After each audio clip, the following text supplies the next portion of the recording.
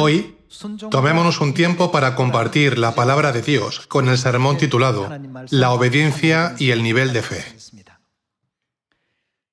¿Cómo podemos saber si tenemos fe o no? En el pasado, Dios midió y evaluó la fe de los israelitas a través de una medida llamada obediencia durante su viaje de 40 años en el desierto. Dios creó una herramienta llamada obediencia para medir nuestra fe. A través de esta herramienta, Dios expone el nivel de nuestra fe. ¿Qué tan buena es mi fe? Nosotros mismos no lo podemos saber. Sin embargo, la obediencia es la medida de la fe de una persona. A través de la obediencia podemos medir el nivel de nuestra fe. Espero que nos tomemos un momento para reflexionar sobre nosotros mismos, preguntándonos, ¿obedezco la palabra de Dios de todo corazón? ¿Me acerco a Dios con un corazón obediente? Una vez, un florista dijo que hay una planta que hay que regar una vez a la semana y muchas personas se la compran porque es muy bonita. Sin embargo, en la mayoría de los casos, la planta acabó muriendo. Aunque se les dijo que regasen la planta una vez a la semana, la regaron todos los días. Esto tiende a ocurrir con más frecuencia durante el verano. Cuando la gente siente sed, asume que las plantas también deben tener sed. Por lo tanto, cuando el florista revisó las plantas muertas, la mayoría de ellas tenía raíces podridas como resultado del exceso de agua. Curiosamente, sin embargo, entre los clientes, los recién casados tienden a cuidar mejor la planta. Como carecen de experiencia en la vida y de cultivar plantas, siguen las instrucciones del florista en lugar de hacer las cosas a su manera. Hacen exactamente lo que les dice el florista y siguen las instrucciones sobre cuándo trasplantarlo o cuándo fertilizarlo. A menudo se observa que las plantas que sobreviven suelen estar bajo el cuidado de los recién casados, mientras que las personas más experimentadas acaban matando sus plantas. Aunque esta es solo una anécdota que tuvo lugar en una floristería, podemos entender que el momento más peligroso es cuando pensamos, sé cómo hacer esto, tengo mucho conocimiento, esto está bajo mi control. En este caso, la obediencia no se lleva a cabo bien. Si abandonamos la fe que teníamos al principio diciendo, lo sé todo, solo porque hemos estado en el Evangelio durante mucho tiempo, es un gran problema. Nunca debemos perder el corazón y la fe que teníamos al principio. Todos debemos ser capaces de seguir a Dios, donde quiera que nos guíe hasta el final. Si pensamos, conozco todo acerca de la Iglesia, este es un momento muy peligroso. Por eso, la Biblia dice, así que el que piensa estar firme, mire que no caiga. Este es el momento en que se dividen nuestra fe en nosotros mismos y nuestra fe en Dios. Y es el momento más crítico para la obediencia. Ya que la obediencia es la herramienta para medir nuestra fe, la amplitud y profundidad de nuestra obediencia debe aumentar a medida que estamos en la verdad. No debe ir en dirección contraria, ¿verdad? Hoy veamos la palabra de Dios en 1 de Samuel, capítulo 15, versículo 22.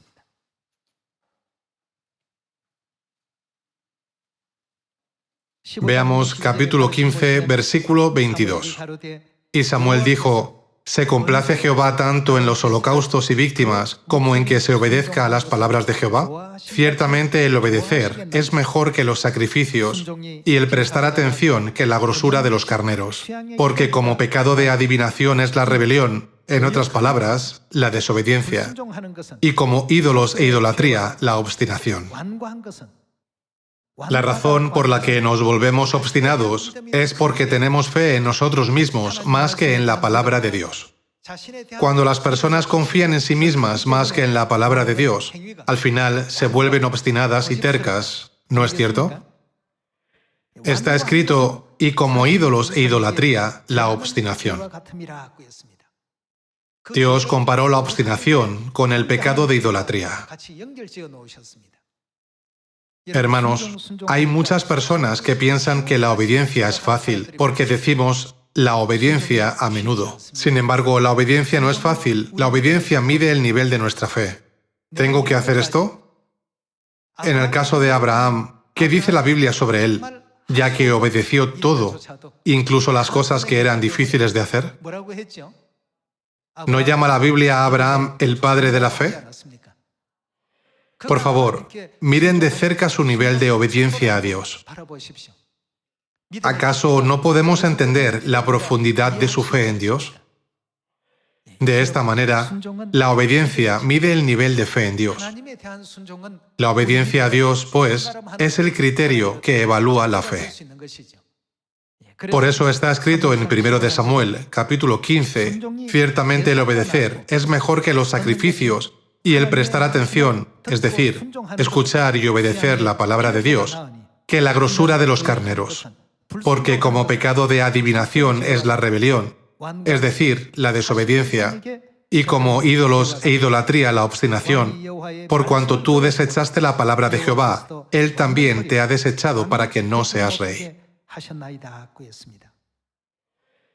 Hermanos, esta desafortunada historia de perder la gloriosa posición concedida por Dios se debe a la terquedad, la obstinación y la desobediencia a Dios. No debemos tomar estas enseñanzas de la Biblia a la ligera. Debemos ser aquellos que son refinados y cuya fe ha crecido en gran manera. Como Dios mide el nivel de nuestra fe, hay un momento en que nos pide que tengamos fe como la de Abraham, como la de Noé o como la del apóstol Pablo. No siempre nos pide Dios que tengamos esa fe. Cuando Dios quiere medir el nivel de nuestra fe, crea una determinada situación. En tal situación, no debemos pensar en nosotros mismos, sino primero en Dios. Aquí la expresión obstinación significa terquedad.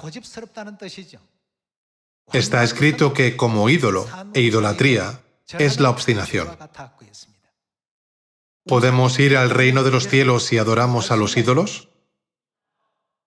El pensamiento, Dios me perdonará esto, Él me entenderá, es el primer paso que nos lleva a la obstinación, que es el pecado de idolatría. Piensen en Saúl. Tenía tan gran fe que Dios lo hizo ser el primer rey de Israel. Sin embargo, la fe que tenía al principio no se mantuvo hasta el final. El nivel de su fe revertía cuando Dios la evaluó y midió con varias pruebas. Hubo un momento en el que se enfrentó a una encrucijada entre lo que Dios deseaba y lo que los demás querían. Dios le ordenó a Saúl que destruyera por completo a los amalecitas, junto con sus animales. Sin embargo, otros decían, ¿no sería mejor perdonar las ovejas y cabras engordadas, de buen aspecto, y ofrecerlas a Dios como sacrificios? El razonamiento parecía muy plausible. Sin embargo, cuando Dios miró el corazón de Saúl, no quedaba ni un ápice de fe en Dios. Su nivel de fe estaba en el fondo. Samuel apreciaba mucho a Saúl. Estaban lo suficientemente unidos como para compartir sus sentimientos. Por esta razón, Samuel se entristeció por la actitud de Saúl hacia Dios. Y le preguntó, ¿crees que a Dios le agrada la grasa de los carneros más que la obediencia? Cuantos más miembros de Sion tengan fe en Dios, podremos completar la evangelización mundial. De lo contrario, nacerán de nosotros la ansiedad y el miedo. ¿Sucederá esto realmente?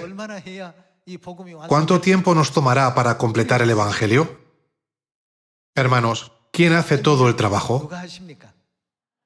Si Dios dice, hagamos esto, solo necesitamos seguirlo. En Apocalipsis capítulo 14, el apóstol Juan vio a los santos que fueron redimidos de la tierra en la revelación. Donde quiera que los guíe dicen amén. Ellos nunca contestan no.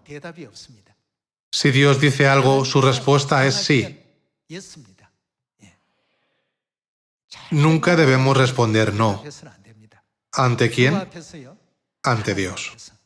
Entonces, ¿debemos decir sí en lugar de no, solo con los labios? La respuesta de nuestro corazón también debe ser sí. Debemos recordar que lo que Dios mira es nuestro corazón, no nuestros labios. Desde nuestro corazón debemos ser capaces de decir, si va a la derecha le seguiré, y si va a la izquierda también le seguiré. ¿Cuál es la razón? Porque Dios que nos guía conoce el fin desde el principio. Veamos Isaías capítulo 46, versículo 10.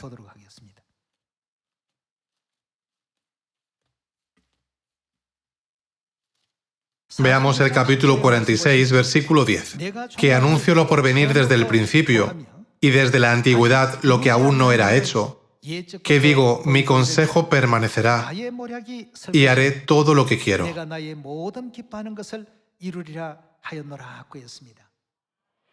Dios conoce el fin desde el principio. Además, ¿qué hace con las cosas que aún están por venir?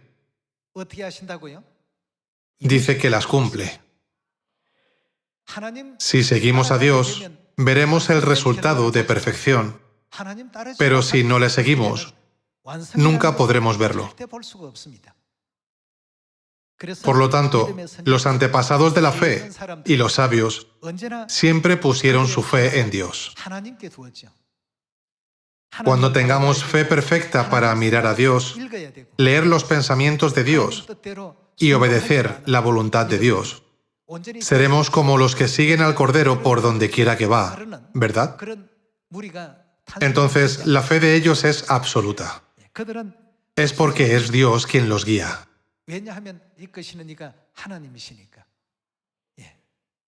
Nunca debemos responder no a la orden de Dios. Es porque lo que Dios ha designado es siempre el camino a la perfección, el camino al éxito, el camino al reino de los cielos y el camino de la salvación. Dios lo ve todo, conoce el fin desde el principio. Veamos cómo Dios resume nuestros pensamientos. Veamos Isaías, capítulo 55, versículo 8. Porque mis pensamientos no son vuestros pensamientos. Los pensamientos de Dios son totalmente diferentes de nuestros pensamientos. Ni, ¿qué más es diferente? Ni vuestros caminos, mis caminos, dijo Jehová. Veamos el versículo 9 para ver qué tan grande es la diferencia entre los pensamientos de Dios y los nuestros. Como son más altos los cielos que la tierra, así son mis caminos más altos que vuestros caminos, y mis pensamientos más que vuestros pensamientos. Mientras pensamos en las cosas de esta tierra, Dios ya ha pensado en los cielos y en todo el universo, y ha procedido con todo. En el caso de Saúl, el problema no fue que perdonó o destruyó todas las ovejas o cabras. El problema estaba en su corazón. Dios examinó su corazón y confirmó si era capaz de llevar a cabo su tarea. Como resultado de su desobediencia, toda la gloria y el poder de Dios fueron transferidos de Saúl a David.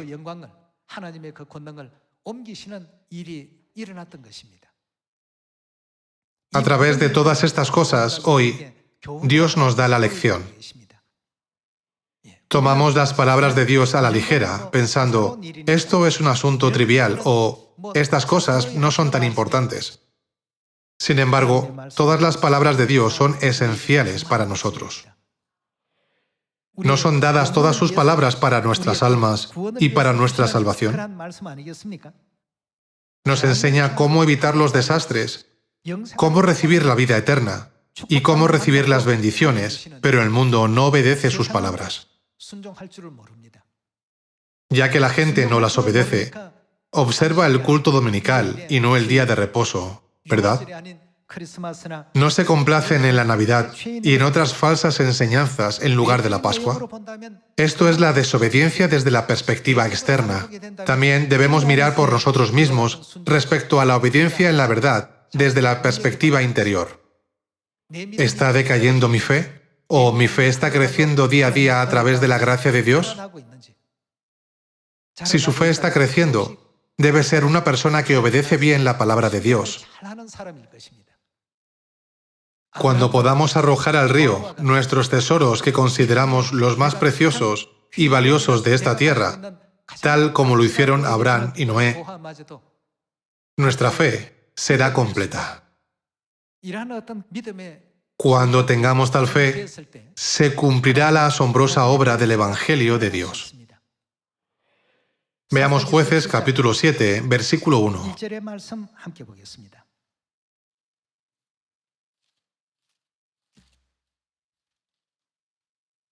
Levantándose pues de mañana Jerobaal, el cual es Gedeón, y todo el pueblo que estaba con él, acamparon junto a la fuente de Jarod, y tenía el campamento de los madianitas al norte, más allá del collado de More, en el valle. Y Jehová dijo a Gedeón, el pueblo que está contigo es mucho. Dios dice es mucho. En realidad, no era gran número. El número de enemigos era 135.000, mientras que el número de soldados israelitas era 32.000. Cuando comparamos físicamente el número de soldados enemigos con el de israelitas, el número de soldados israelitas era mucho menor. Sin embargo, Dios dijo que tenían muchos hombres a sus ojos. Veamos el versículo 2 de nuevo. Y Jehová dijo a Gedeón, el pueblo que está contigo es mucho, para que yo entregue a los madianitas en su mano. No sea que se alabe Israel contra mí, diciendo, mi mano me ha salvado. Dios quiso decir que si ganaban la batalla, se jactarían de sí mismos diciendo, no fue por la ayuda de Dios, sino porque somos grandes, ¿verdad? Versículo 3. Ahora pues haz pregonar en oídos del pueblo, diciendo, quien tema y se estremezca, madrugue y devuélvase desde el monte de Galaad. Y se devolvieron de los del pueblo 22.000, y quedaron 10.000. En total había 32.000 soldados. Sin embargo, entre ellos 22.000 temblaban de miedo. Participaron de mala gana solo por ser soldados. No eran dignos a los ojos de Dios. Dios dijo, envíalos de vuelta. No es una guerra que se pueda ganar solo porque haya un gran número. Como resultado, se fueron 22.000. ¿Qué clase de personas eran? Eran los que temblaban de miedo. Pensemos en el miedo. Cuando no tenemos fe en Dios, ¿qué sucede? El miedo es un fenómeno que ocurre cuando no creemos en Dios. Dios ha hecho una promesa desde la creación del mundo. Siempre estaré contigo. A pesar de su promesa, 22.000 hombres temblaron de miedo, por lo que Dios le ordenó a Gedeón que los enviara de vuelta. Veamos el versículo 4. Y Jehová dijo a Gedeón, aún es mucho el pueblo, llévalos a las aguas, y allí te los probaré. Probó su fe una vez más. Y del que yo te diga, vaya este contigo, irá contigo. Mas de cualquiera que yo te diga, este no vaya contigo, el tal no irá. Entonces llevó el pueblo a las aguas, y Jehová dijo a Gedeón, cualquiera que lamiere las aguas con su lengua, como lame el perro, a aquel pondrás aparte. Asimismo, a cualquiera que se doblare sobre sus rodillas para beber. Y fue el número de los que lamieron llevando el agua con la mano a su boca, 300 hombres, y todo el resto del pueblo se dobló sobre sus rodillas para beber las aguas. De las 10.000 personas restantes, 9.700 se arrodillaron para beber agua. Observó Dios hasta el más mínimo detalle y dijo, el que se arrodille al final debe ser excluido de esta lista. Dios seleccionó a 300 personas cuya fe era absoluta, sin doblar las rodillas en ninguna circunstancia. Hermanos, el número de sus enemigos era 135.000. Estaban en una situación completamente desfavorable. Sin embargo, Dios insistió en reducir su número, y al final 300 hombres salieron contra 135.000 enemigos. Fue una situación verdaderamente insólita. Aunque derrotaran al enemigo con 32.000 hombres, no sería fácil. Sin embargo, Dios dijo, ve con 300 hombres contra un ejército de 135.000 hombres. Además, el enemigo tenía buenas armas. Sus condiciones eran favorables en todos los sentidos. ¿No es inverosímil enfrentarse a un enemigo así? Fue una guerra que no se podía ganar con el poder de los hombres. Debemos pensar por qué los pensamientos de Dios son diferentes de los nuestros. ¿Por qué el camino de Dios es más alto que el nuestro? ¿Por qué debemos obedecer y seguir el camino de Dios? Incluso con un solo error, los 300 hombres podían haber estado en una situación de perder la vida. Sin embargo, Dios eligió este camino. Dios ya había predeterminado su victoria a través de este proceso. Durante el proceso, Dios excluyó a los que tenían miedo de los que no, y a los que se arrodillaron de los que no lo hicieron. Con los 300 hombres que pudieron recorrer el camino de la fe, mirando solo a Dios hasta el final, Dios concedió la victoria a Israel.